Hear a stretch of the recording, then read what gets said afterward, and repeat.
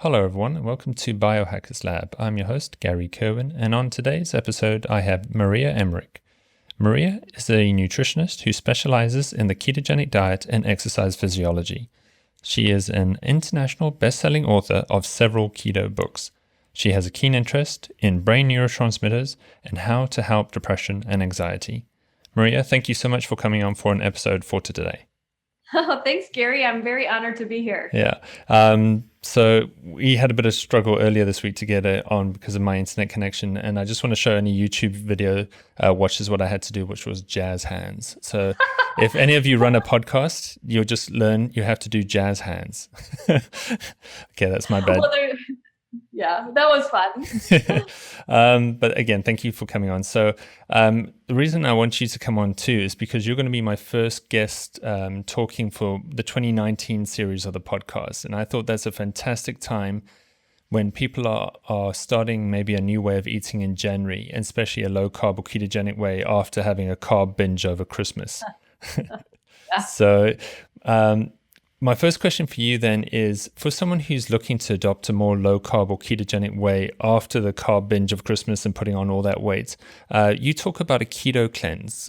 Is that the way that they should begin? You know, I believe so. And it sounds painful, but it's really not. I guess I call it the ketogenic cleanse because I think there's a lot of bad information out there that you need to eat 70% fat. You need to do these bulletproof coffees. You need to do a shot of MCT oil if you didn't hit your percentage of fat for the day. And if you aim for percentages, you will fail. I'm just throwing that out there. I get so many people saying, I tried the keto diet and I gained a bunch of weight. I don't like it. It's like, well, I used to be the only crazy lady out there, and that was kind of a blessing and a curse at the same time. I was seen as very extreme, but yet there wasn't all this bad keto information out there, like drinking liquid calories and things like that. So the cleanse is it's focused on real food. You get to chew your calories. But I do like people to understand how to basically heal their mitochondria from the inside out. And that has more than just food to deal with. We're bombarded with chemicals that we're putting on our skin. It gets into cold therapy. It touches on all of these other parts that nobody really thinks about. We're so concerned about what we put inside our mouths. But I do want people to be aware of the whole picture. And it goes deeper than just what we eat that helps heal the whole mitochondria picture. Yeah, so that's nice. So you do get down to the mitochondrial level. And I've had a couple of guests on before talk about how to optimize your mitochondria. And yeah, that's your energy cell for life. It is. That's where we oxidize fat. That's where, our energy comes from. And people are like, oh man, biology, I don't want to go there. But once you really dive into it, it's super interesting. And you can kind of be like this, mitochondria hacker. And that's what, your podcast is all about. Yeah.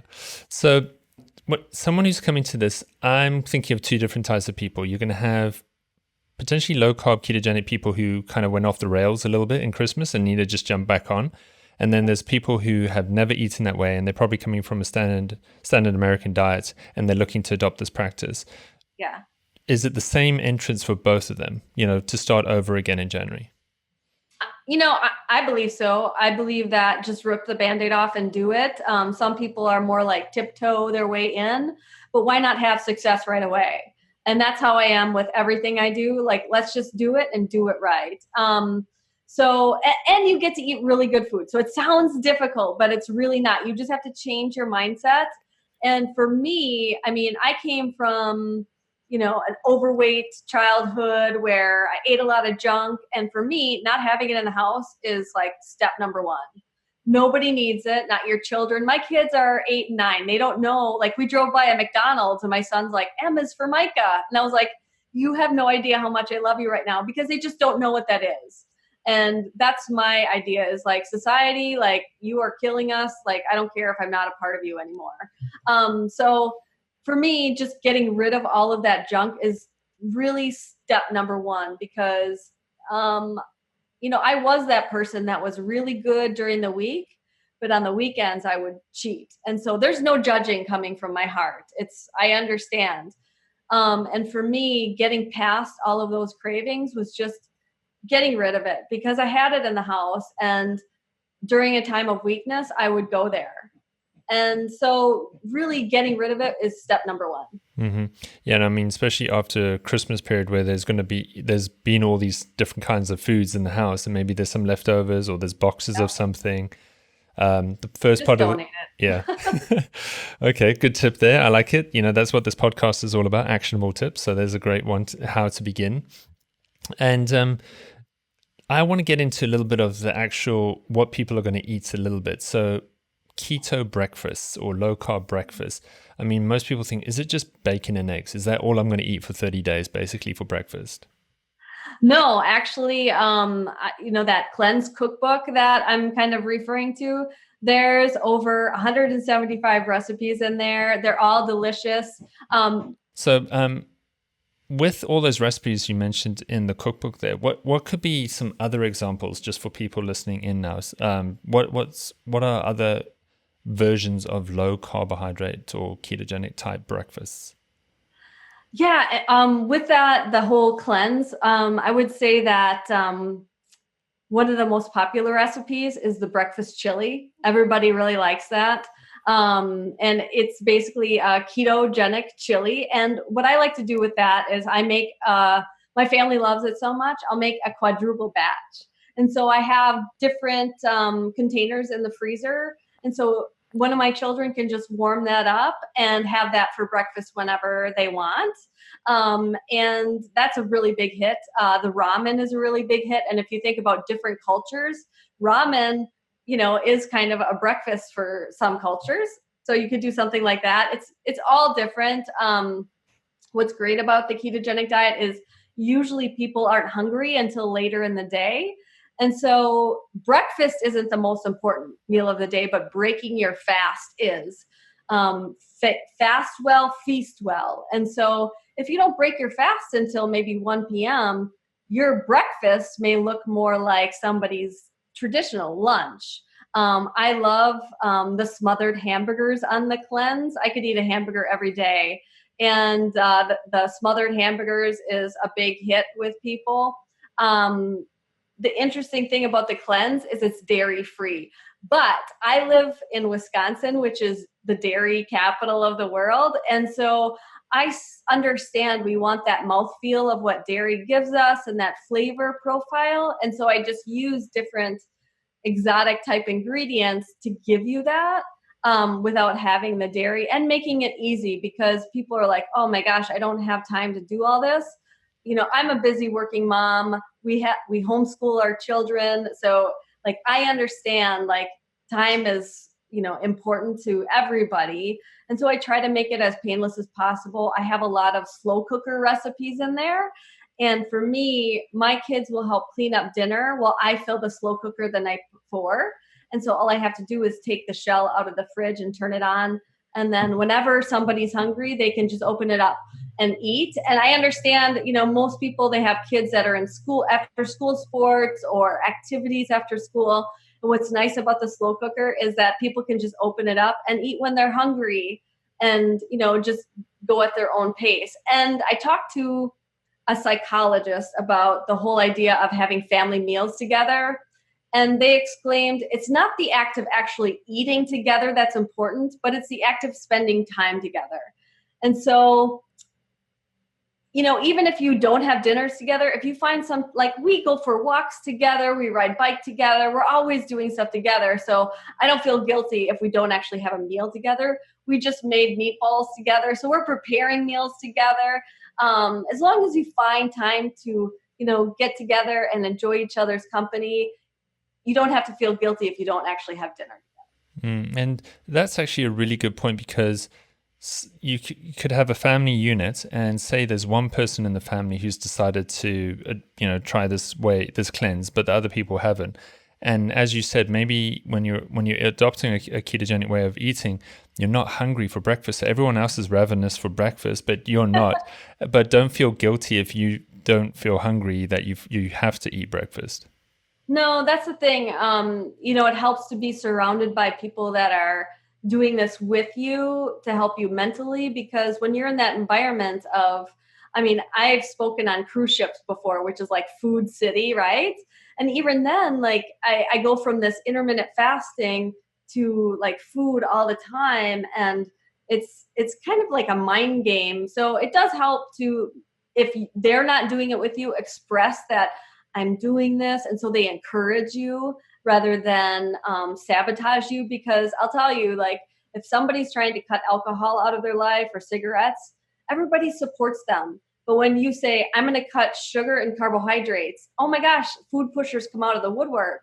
And so it's helpful to find people that support you rather than become food pushers on you. I like that term, for food pushers. Yeah, I deal with it myself. Yeah, and I think a lot of listeners will be dealing with that with different family members who have different beliefs, because food brings out very emotional parts of people, I find, when you have that discussion. It does, but I'm a very stubborn German girl that like nobody can push me into anything. And so you just have to get into that mindset that you're really strong, and I'm not disrespectful, but don't be pushing a pie on me when like this is my lifestyle, right? Uh-huh. And I like you brought up the fasting aspect, or the intermittent fasting. When someone starts this way of eating, they're probably doing it primarily for weight loss. That's probably goal number one that most people have in January. Do you think they have to do intermittent fasting on the cleanse?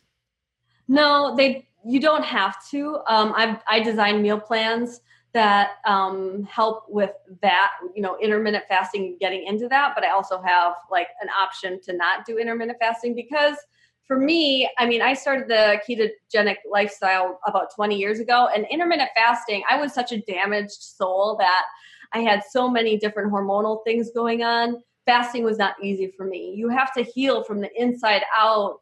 And sometimes fasting is very easy for people. I'm a very sensitive person where I don't like to look at reviews. And my husband said, "Oh, you got the best bad review." I was like, "I don't want to know." And he's like, "No, it's good." They said, "I hate this diet. I'm always full." And that's the point, that you don't have to be hungry all the time and thinking about lunch when you're eating breakfast, and thinking about your next meal all the time. You can go out and live your life. We are most human when we're not eating. And so that's why it's a very powerful way of eating. But if you're not sleeping well, if you have leptin and ghrelin issues, fasting might be more difficult for you, like it was for me. It took maybe 10 years to even dabble into that. Now it's very easy. And sometimes it's a mindset.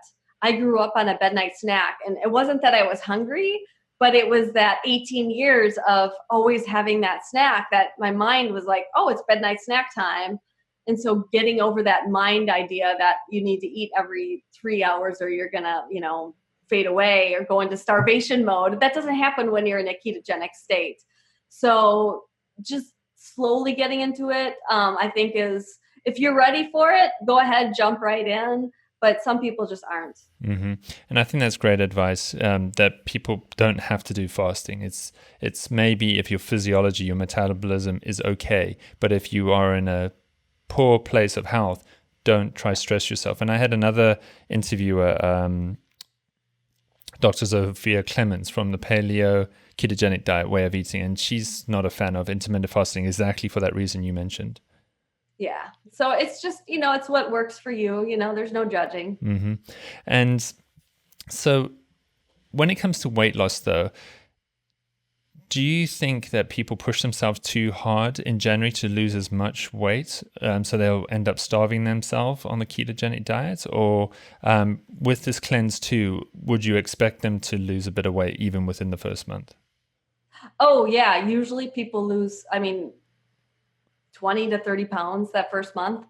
It's just most people enter this ketogenic lifestyle and they eat a lot of dairy, they eat a lot of nuts, they're living off of cheese and heavy cream and butter. None of that is allowed on the cleanse. And they're like, what? All of this stuff that I thought was all keto, which yes, it's keto, but dairy and nuts, they're constipating. They hold people back from their weight loss goals. You want to get into really healing that mitochondria and keeping your muscle mass. And so what happens is women, they read about fat fasts or fat bombs, and they live off of them. And they contact me and say they're losing their hair.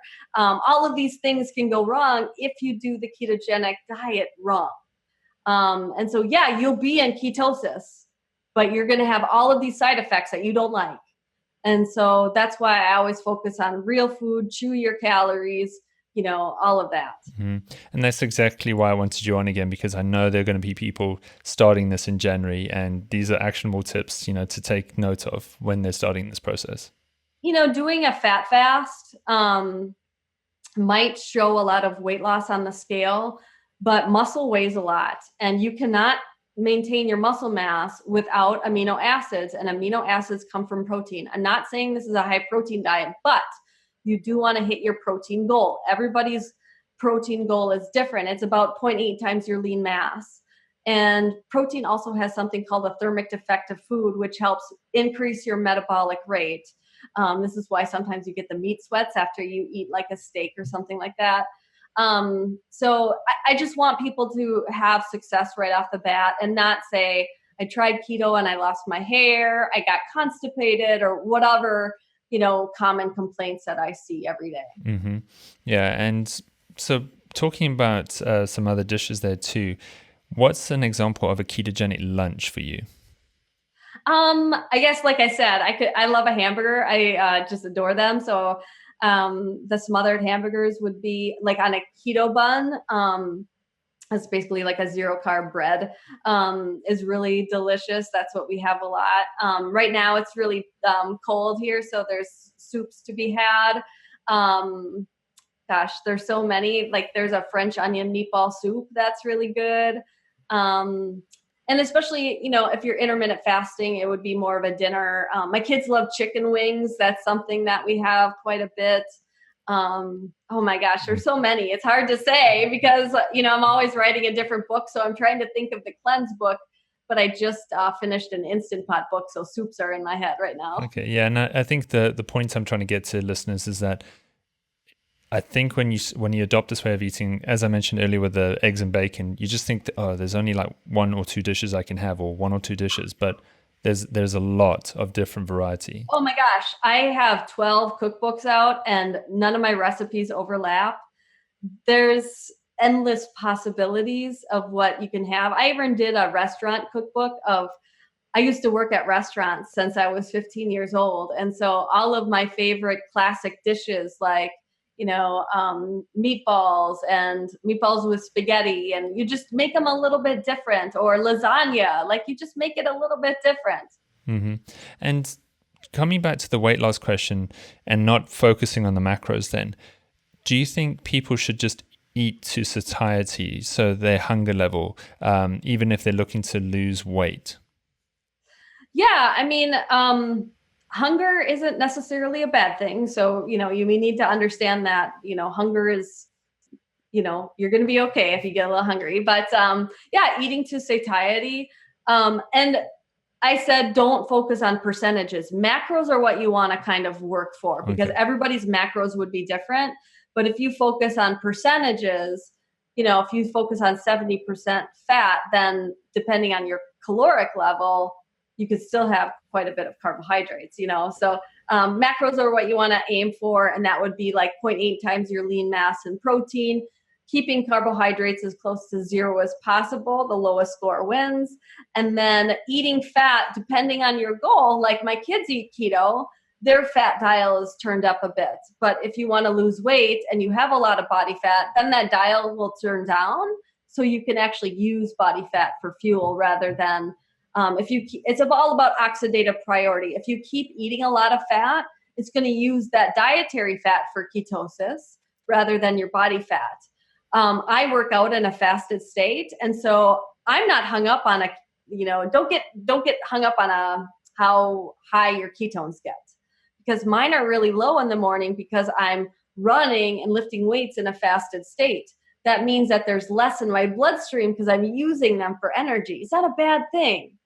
It's just, you have to understand, like, oh man, I'm not reaching 0.5 or whatever. And especially if you're focused on urine strips, those basically just tell you if you're hydrated. They only work in the very beginning. They don't test beta hydroxybutyrate.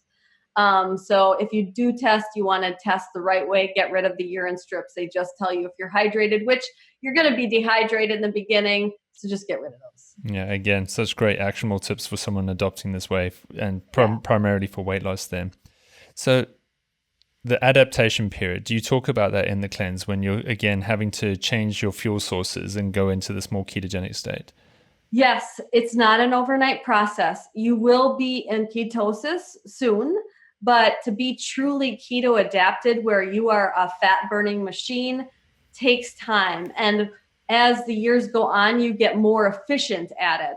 And there's something called the whooshing effect, where your body might just not be, it's not knowing what's going on. And the whooshing effect is where it kind of holds on to your weight.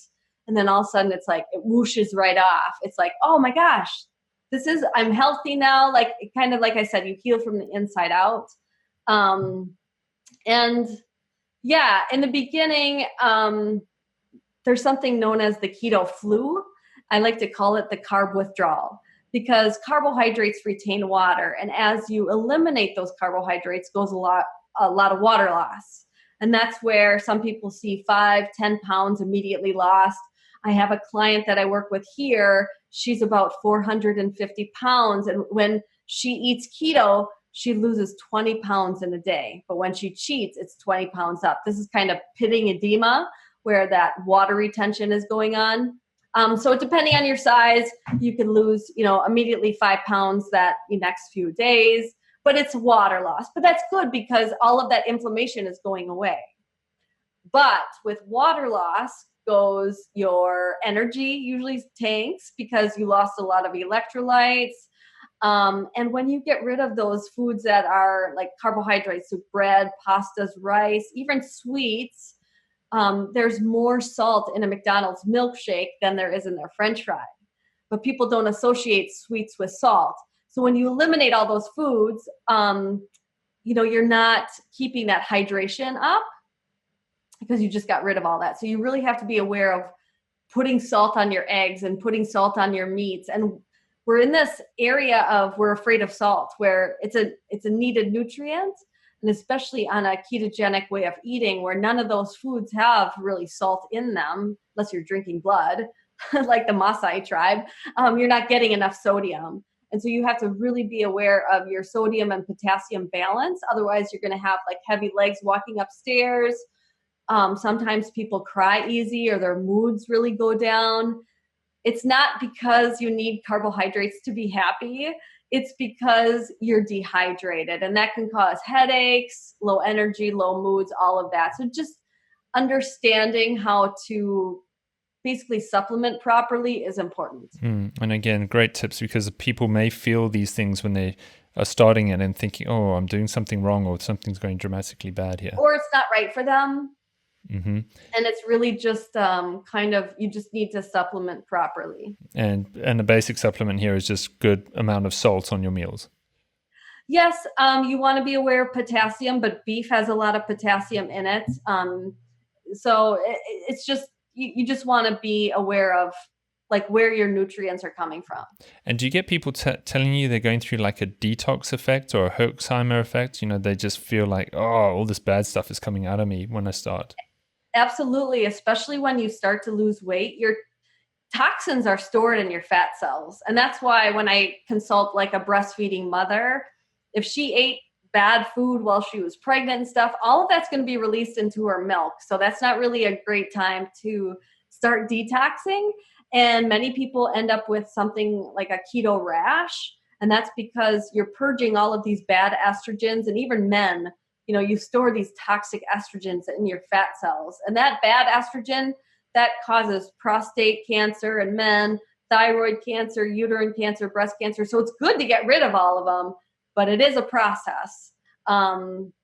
So it's a good thing, but uncomfortable maybe. And when do you think people might, if they did get a keto rash, is that only early on in the beginning? It just depends on how toxic they are, and how much they're, purging out of their cells.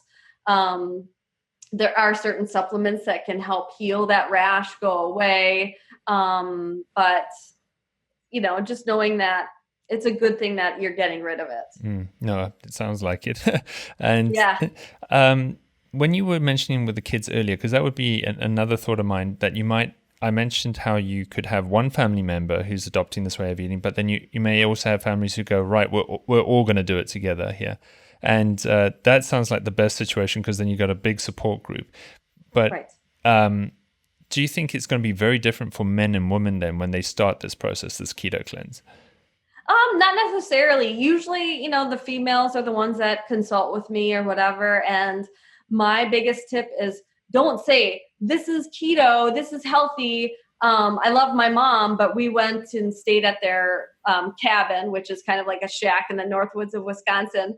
And I was cooking pancakes outside on the deck, and she yelled out, I don't know if everybody's going to like these pancakes because they're Maria's recipe and they're healthy. And I was like, well, nobody's going to like them now. But if you just say, here's a pancake, don't say anything, just change it up a little bit. But usually men really love it because it's steak, it's meatloaf, it's meatballs, it's pork chops. I do ribs all the time in my slow cooker. I smoke ribs all the time.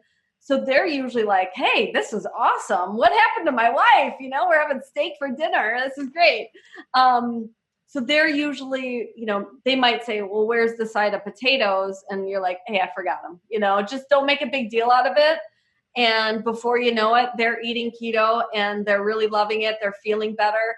I will say that it took my husband maybe 8 years after me, but I loved him just the same. We would go to dinner and he'd still order whatever he wanted. So don't I guess my advice is don't be judgmental or pushy about it. Just lead by example, because that's what happened. Pretty soon he saw me get so healthy and energetic. He's like, I want in on that. And so he slowly adapted. He's like, you don't need to buy that for me anymore and this and that. And now he's more strict than I am and he's doing great. Fantastic. And what's your tip then if someone gets a bit of carb craving, like a sugar crave, and they think, oh, I need a hit, I'm feeling so low. You talked about how people's moods could change if they're dehydrated. But if someone keeps telling you, hey, Maria, I'm loving this way, but man, there's just times I just need that sugar fix. What's your tip for those people? And that's why some people judge me for making keto treats or say just get rid of the sweet cravings. But for me, food is love, and I love to entertain with food. So having a keto piece of cheesecake or ice cream or something like that has helped me stay on this diet for 20 years. Yes, I have a dessert every single day, and people are like, you eat ice cream every day? And this way I don't feel like it's a diet. I mean, I've tried tons of different diets before where I never let myself have sweets and I always fell off the wagon, where you just have to make those treats a little bit differently. And so for me, I'll make a big batch of ice cream. I always have it in the freezer. So in the afternoon or whenever you have that sweet craving or whatever it is, you can have one of those. Or that's where fat bombs do come into play. So don't live off of fat bombs. But if you're really craving something like carby, that's where fat bombs will help you stay satiated, and you use it as a crutch to get to be truly keto adapted. And that's where those are allowed. And that's why I do, make keto treats, because then you don't feel like it's a diet, Mm-hmm. Yeah. And I guess psychologically, again, you're going through a journey. And if you're craving dessert and you're told you're not allowed to touch it, it amplifies it. But in your case, you're still giving people access to that dessert feeling. Yeah, and I just had the opportunity to speak in Russia, and I taught them, and their ingredients are different than ours. So I wanted something like basic that everybody could make, and it's not too exotic. So I made the Flourless chocolate torte. There's only 5 ingredients. It's a free recipe on my blog, and it's a total hit. I made it for our Thanksgiving here in the U.S., and even the kids loved it. It's the Flourless chocolate torte. And I made friends in Russia for life because of that recipe. Wow. Yeah, I'm just thinking, because in Russia, I mean, they drink a lot of vodka too. So Yeah. that would be interesting, trying to adopt I know. But it's getting to be quite popular. I mean, it was basically for a hospital that specialized in epilepsy, but the majority of people in the conference that I spoke at were there because they wanted to lose weight or learn about that. Mm-hmm. And that's actually a good segue there, where people may ask, am I allowed any form of alcohol on this way of eating? And what are your thoughts then, especially in the January period for the cleanse period? Alcohol, yes or no? So I'm a bit of an extremist, and I know that, but whenever I would have wine or something like that, I never slept very good. I didn't like how I felt in the morning. I love to wake up and really hit it hard. I am a morning person that loves to run and have all of this energy.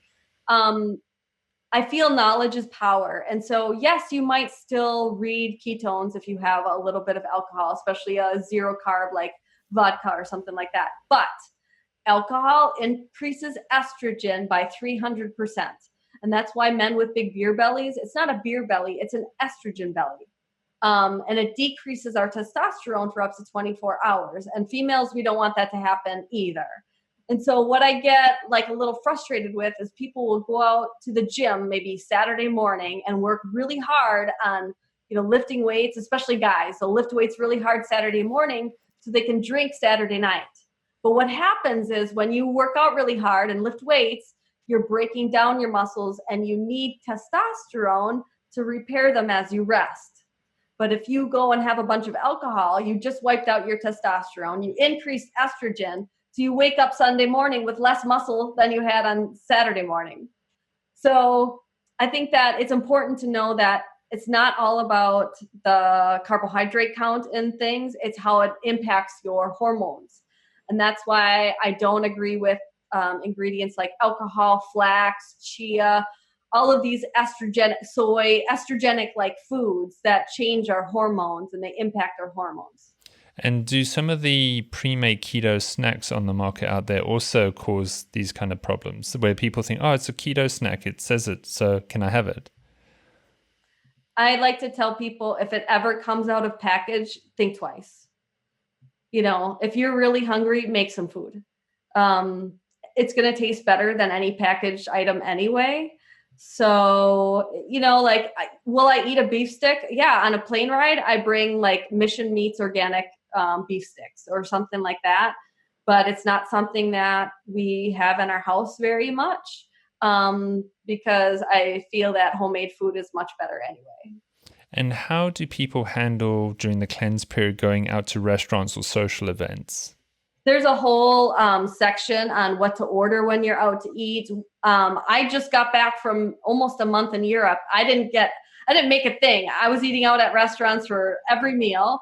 And I did not veer from my diet whatsoever. My husband and I did it just fine. There's always options. Sometimes there'll be like a sauce that's all you can tell it's just sugary and, either take it back or wipe it off, whatever. But that only happened because we didn't understand the language. But if you're at a restaurant where you know the language, you just ask for it to be made, just without potatoes, maybe a side of broccoli instead with your steak or something like that. But for me, I had to, now I'm fine. But in my past life, I would have to look at a menu ahead of time and kind of be ready to not order the French fries. You have to kind of be mentally prepared to not be influenced by everybody else at the table. If they're getting pasta and rice and desserts, like now I don't care.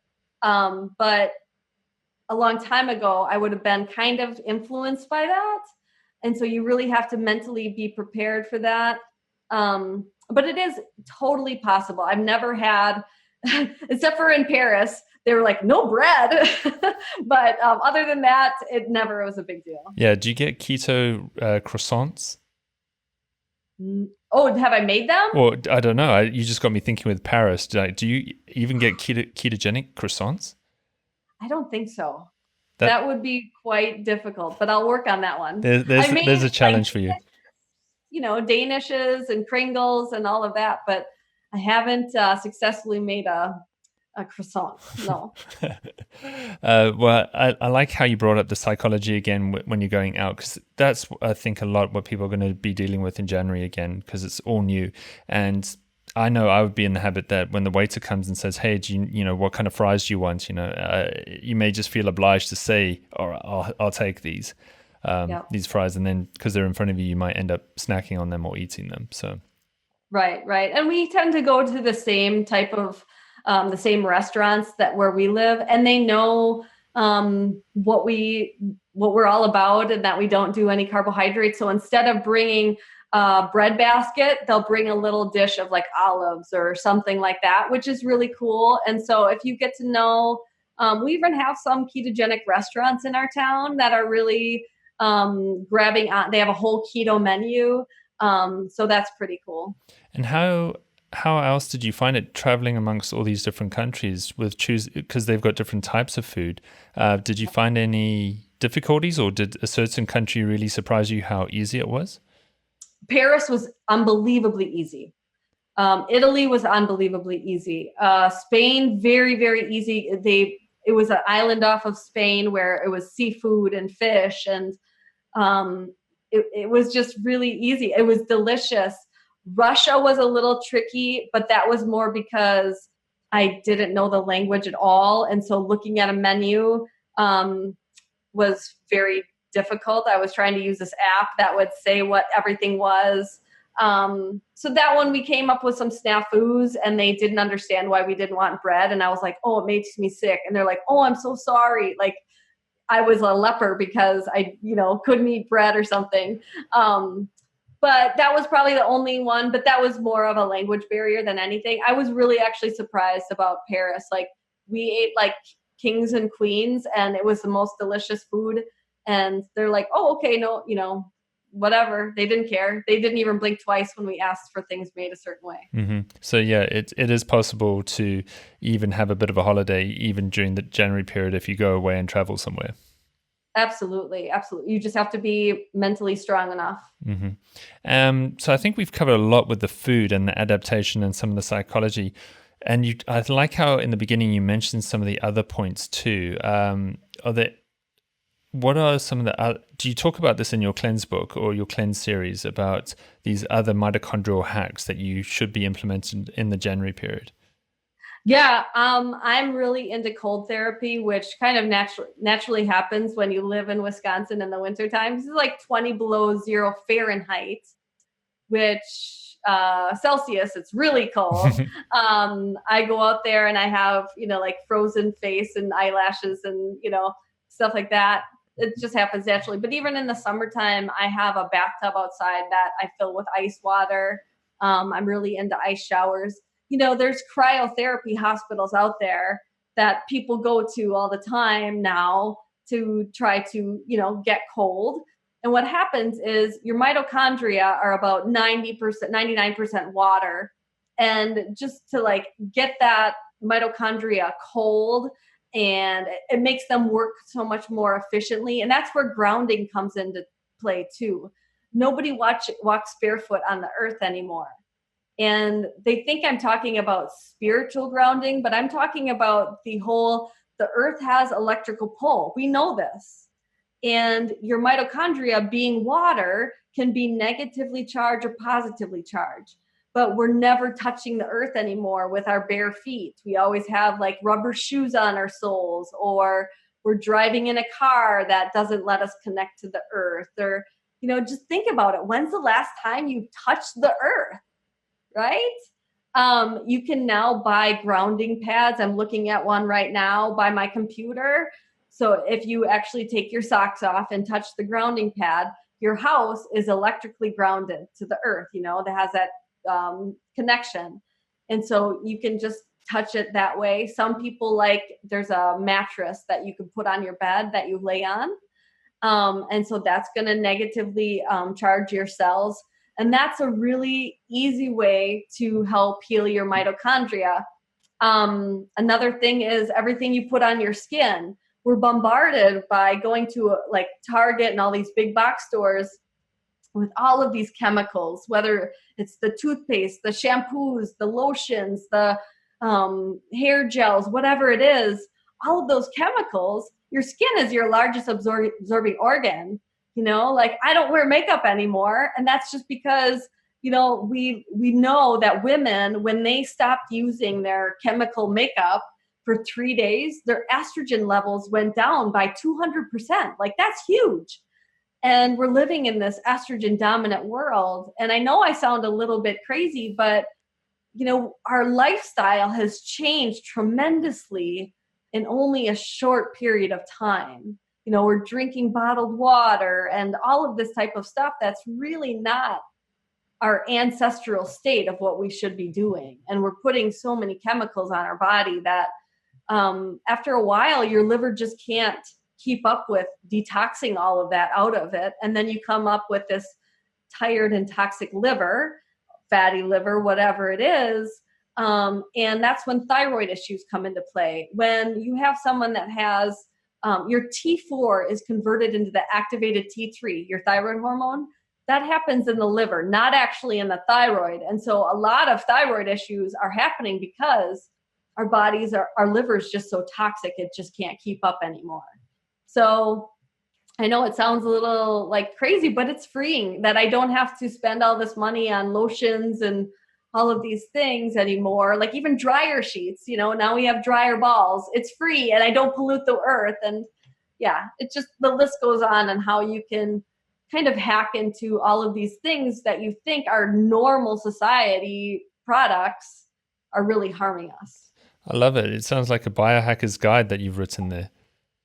Well, it's just all of these things. I want us to be open-minded to being like, yeah, you know what? That deodorant is just a bunch of, aluminum and metals that are absorbing into my skin. I don't know. Yeah. Well, I think it ties in with the word cleanse. And if someone is cleansing for whatever reason, you can choose how far along the spectrum you want to go. And it sounds like you're giving people that option where, hey, if you don't want to go down the whole grounding and changing the chemicals you put on your body route, don't worry. I just want to let you know. But if you want to just more from a dietary cleanse, this is probably the best approach. I think that knowledge is power. And I wasn't ready to hear all of that even a couple of years ago. But it sunk in. And it really made me just take a step back. And I think that if you shut down to knowledge, that's when you harm yourself. But just being open to learning is good. Mm-hmm. Yeah, well, I love all these actionable tips again that you've shared, Maria. This is the point where I'd ask to say, are there any particular social media profiles that you'd like people to follow you on, or any particular links that they can keep in contact with you? Well, thank you. I do have a blog with a lot of free, over thousands of free recipes on mariamindbodyhealth.com. There's a couple giveaways going on there. That's where you'll find the Flourless chocolate torte if you want that recipe. I am on Instagram at Maria Emmerich. And then I have like Facebook groups, but the main one is Keto Adapted on Facebook. Okay, great. And that Keto Cleanse I've been talking about so much, is that's available on your website? It is available on Amazon right now. It's called the 30-Day Ketogenic Cleanse. And if 30 days isn't enough for you, I also made another 28 days of meal plans that you can find on that website for free at mariamindbodyhealth.com. Fantastic. And I'm going to link to all of that in the show notes. Maria, thank you so much. Maria, again, thank you also from my side. Thank you so much for sharing all your knowledge. I've really enjoyed listening to everything you've had to do. And I think it is very logical and it's a great way that someone can start their 2019. Thank you. I'm very honored to be here. Thanks.